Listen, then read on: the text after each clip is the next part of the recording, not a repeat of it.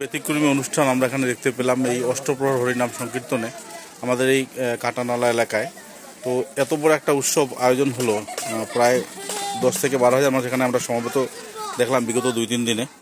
আপনাদের কাছে অনুভূতিটা কিরকম এবং এই আশ্রমের বিকাশের জন্য কি কি কাজ বাকি, আপনারা কি কি আশা রাখছেন সাধারণ নাগরিকের কাছ থেকে? নমস্কার, আমি বিনায়ক দাস, শ্রী শ্রী কৃষ্ণ মন্দির কাঠারলা উৎসব কমিটির সভাপতি। বাপ্পা নামে আমাকে সবাই চিনে, তো অফিসিয়ালি নাম আমার বিনায়ক দাস। আমি অত্যন্ত খুশি আজকে এবং আনন্দিত যে বিভিন্ন দূর দূরান্ত থেকে এখানে এত টিল্লার উপরে আমার মন্দিরটা, রাস্তারও সুব্যবস্থা নাই। সরকার কর্তৃক অর্ধ রাস্তা আমরা পেয়েছিলাম, অর্ধ সমাপ্ত হয়ে আছে এবং আমরা অর্ধ সমাপ্ত যেটা মন্দিরে ওঠার রাস্তাটা আমরা বাঁশের দ্বারা সিঁড়ি বানিয়ে অর্ধ সমাপ্তটা আমরা পূর্ণ করে মন্দিরে আসার রাস্তাটা আমরা নিজেরা কি বলে এটাকে টেম্পোরারিলি আমরা নির্মাণ করে দিয়েছি। এবং কৃষ্ণ নামে যারা মাথুয়ারা, কৃষ্ণ প্রেমী যারা, কৃষ্ণ নামে প্রেমী যারা, তারা ভক্তবৃন্দ অনেক এখানে এসেছেন, অনেক দূর দূরান্ত থেকে এসেছেন। অন্ততপক্ষে 10-12 হাজার ভক্তের সমাগম এখানে হয়েছে। কীর্তন পরিবেশন করেছেন বিভিন্ন সম্প্রদায়। তার থেকে আমার খুব ভালো লেগেছে যেটা গৌর সুন্দর সম্প্রদায়, বাবাজি এখানে আছেন, উনি কর্ণধার এবং উনি অধিবাসের সূচনা করেছিলেন। আজ আমি যতদিন জীবিত থাকি, আজ আমি এটা সূচনা করছি এই বাবাজিকে আমার মন্দিরে এবং পার্মানেন্টলি যাতে অধিবাসনী দেন, ওনার কাছেও আমি প্রার্থনা করব।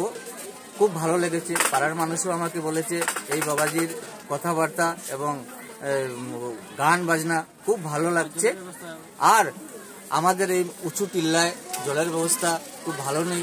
জল আমরা কাকে করে বহন করে নিয়ে 10,000-12,000 মানুষের জল পান করিয়েছি।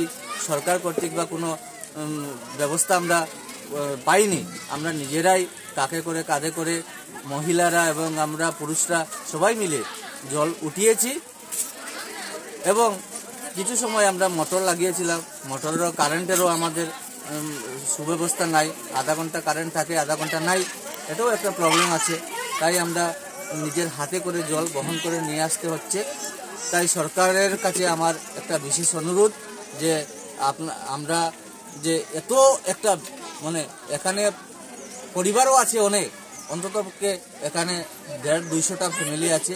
200 মানুষ এর ফ্যামিলি, অন্ততপক্ষে 300-350 মানুষ এই টিল্লাতে বসবাস করে, কিন্তু জলের কোনো সুব্যবস্থা নাই।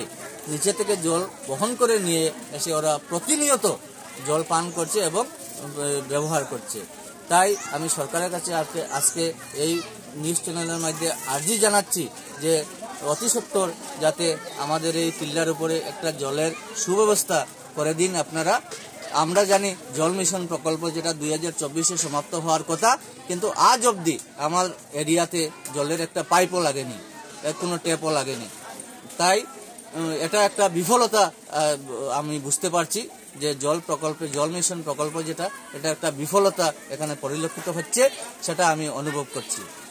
আর যারা আমার কমিটির মানুষ এখানে আছেন, অনেক কষ্ট করে এই উৎসব কমিটিটা উৎসব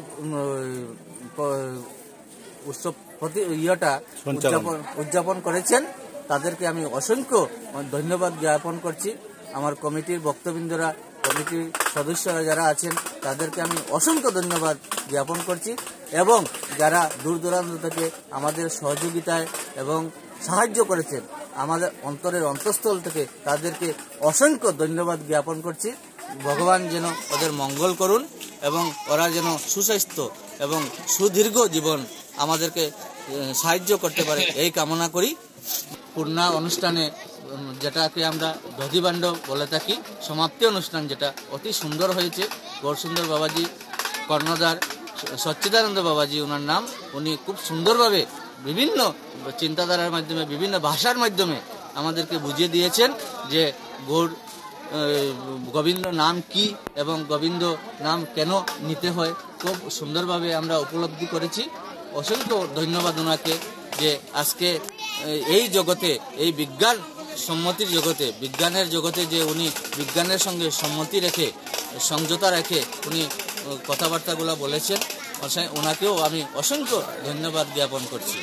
কমিটির বাবাদের আছে, আমি কি বলবো, এতই মুগ্ধ তাদের কর্ম দেখে, তাদের ব্যবহারে খুব আনন্দিত হয়েছি, যার জন্য প্রতি বছর এখানে আসি মনে আশা নিয়ে ভক্তের এই যে মনের ভাবটাকে আমি যেন প্রকাশ করতে পারি এই কীর্তনের মাধ্যমে। আমি তাদের আনন্দের জন্যই কীর্তন করি। তো ভক্তরা কতটুকু আনন্দ পায় সেটা তো বলতে পারবো না, তবে আমি চেষ্টা করি সব সময় ভক্তরা কীর্তনের শুনে আনন্দ পায়। আর যে মানব জীবনের চলাফেরার ধারাটা যদি একটু পাল্টাতে পারি, এই কৃষ্ণ কথা শুনে, হরি কথা শুনে যদি একজনও এই পথে আসে, গোবিন্দর নামে ডুবে থাকে, তা আমি নিজেকে নিজে ধন্য মনে করি। আগামী প্রজন্মের কাছে অভিভাবকদের একটা বিশেষ ভূমিকা রয়েছে, যা আজকের যুগের অভিভাবকরা তেমনভাবে বুঝতে পারছেন না কিংবা অনুভব করতে পারছেন না। আগামী প্রজন্মকে যদি সনাতন ধর্মের সঙ্গে জড়িত আমি রাখতে চাই যে কি মানে মেসেজ কি থাকবে আপনার অভিভাবকদের প্রতি? আমার এটাই আশা থাকে যে পরবর্তী যারা আইতেছে, যেন এখন তো বর্তমান নবীনরা করতেছে, প্রবীণ যারা তো চলিয়া গেছে নবীনরা করে, তারও পরবর্তী যারা নবীনরা আসবে, এরাও যেন এই পাতে সৎ পথে সর্বদা থাকে, শুদ্ধাচারে থাকে, সৎ কথা বলে, শুদ্ধ ব্যবহার করে, আর এরকম হরির নাম সংকীর্তন দ্বারা জীবের মঙ্গল কামনা করতে পারে, এই আশা রাখি। আর এই কৃষ্ণ মন্দিরের কীর্তনটাও যেন সুন্দর সুষ্ঠুভাবে পরবর্তীতেও চলিত হয়, পরিচালিত হয়, এই আশা রাখি আমি সবার কাছে। সেই কামনা, সঙ্গে চালনা, সদা শুদ্ধাচারে চলো। আরেকটা কথা মনে রাখবেন, জীবে প্রেম করে যে সেজন সে বিষয় ঈশ্বর।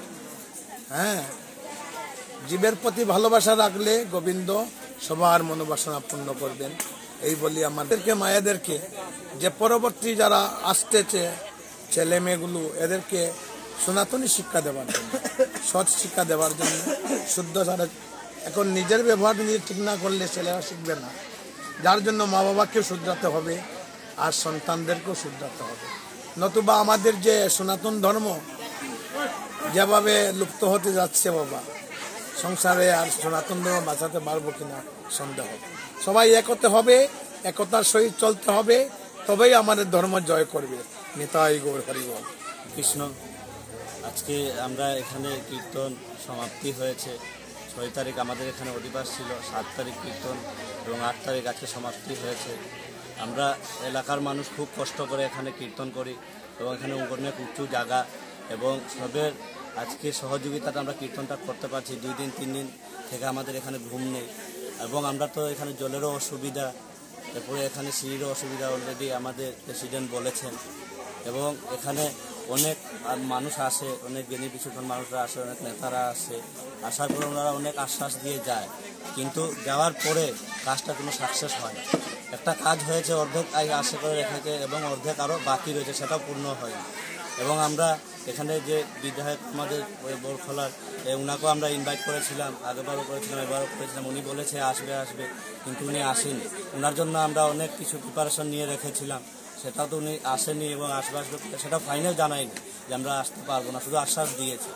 এবং এটাই করবো যে এখানে যারা ভোটের সময় আসেন, তার ভোটের সময় আসে, ভোটের সময় আসবেন এবং জোরহাত করবেন, সবাইকে বুঝাবেন, এবং ওই সময় খুব ভালো। এরপর কিন্তু দেওয়ার বেলাতে আমরা এই সময় আমরা পাই না। আমরা কথা যে প্রাপ্যগুলো সেগুলো তো আমরা পাবো, এবং ওনারা তো নিজের ঘর থেকে দেবেন, ওনারা তো গভর্নমেন্ট ফান্ড থেকে দেন, সেগুলো যদি আমরা না পাই তাহলে আমরা কীভাবে? আসাম দর্শন প্রকল্পে এই শ্রীকৃষ্ণ মন্দিরকে আওতায় আনা হয়েছিল, নাম দিয়েছিলাম, কিন্তু লিস্টে জায়গা পাইনি। তো এখন আপনাদের দাবি কি থাকবে? আমাদের এখানে দাবি এটাই, প্রথম জলের ব্যবস্থা, জল হলো, এরপরে রাস্তার ব্যবস্থা, এবং আমাদের এখানে একটা মন্দির, এখানে মন্দির এবং একটা কমিউনিটি হল, একটা মণ্ডপ, যেটা আমরা প্রত্যেকবার আমরা এই প্যান্ডেলের মধ্যে খরচ কমসে কম 40-45 হাজার টাকা দিয়ে প্যান্ডেল বানাতে হয়, এবং অত বড় বড় বক্স, সাউন্ড সিস্টেম, এরপরে অনেক কিছু জিনিস উঠাতে হয়, নামাতে হয়, অনেক কষ্ট করা হয়। সেটাই আমাদের দাবি থাকবে, এই যে আগামী দিন স্থায়ী প্যান্ডেল, মণ্ডপটা মানে স্থায়ী মণ্ডপ, স্থায়ী প্যান্ডেল, স্থায়ী মণ্ডপ।